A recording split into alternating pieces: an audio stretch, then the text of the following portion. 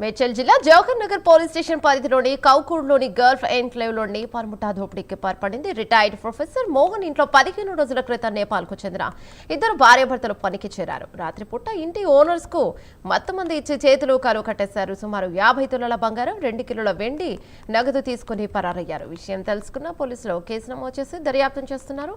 ఈ దోపిడీలో ఇద్దరు పని మనుషులతో పాటు ఇంకో 5గురు ఉన్నట్లుగా సమాచారం. దీనిపై మరింత సమాచారం మా కరెస్పాండెంట్ కుమార్ అందిస్తారు. రైట్ కుమార్, చెప్పండి. థ్యాంక్ యూ అమ్మా. అయితే మేడ్చల్ జిల్లా జవహర్ నగర్ పోలీస్ స్టేషన్ పరిధిలోని సైపూర్ లో గల గల్ఫ్ ఎన్క్లేవ్ లో నేపాల్ ముఠా దోపిడీకి అయితే పాల్పడ్డారు.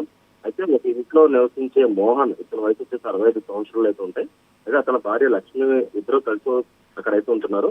అయితే 15 రోజుల క్రితం నేపాల్ కు చెందిన ఇద్దరు భార్యాభర్తలు అదే ఇంట్లోకి అయితే పనికైతే చేరారు. అయితే మొన్న రాత్రి నేపాల్ కి ఇద్దరు పనివారు ఇంట్లోకి వచ్చి ఇంటి ఓనర్స్ కు మొత్తం మంది ఇచ్చి చేతులు కాళ్ళు కట్టేసి 50 తులాల బంగారం, అలాగే 2 కిలోల వెండి, అలాగే కొద్దిగా క్యాష్ కూడా ఎత్తుకెళ్ళినట్లు అయితే తెలుస్తుంది. అయితే నిన్న మధ్యాహ్నం మేలుకొన్న అయితే దీనికి సంబంధించి పోలీసులకు అయితే సమాచారం అయితే ఇచ్చారు. ఈ దోపిడీలో భార్యాభర్తలు కాకుండా ఇంకో 5గురు ఉన్నట్లు కూడా పోలీసులు అయితే గుర్తించారు. అయితే ప్రస్తుతం దీనిపై కేసు కూడా నమోదు చేశారు. అయితే గతంలో మనం చూసాం ఇటు నేపాల్ ముఠా హైదరాబాద్ లోని హల్చల్ చేస్తుందనే చెప్పొచ్చు.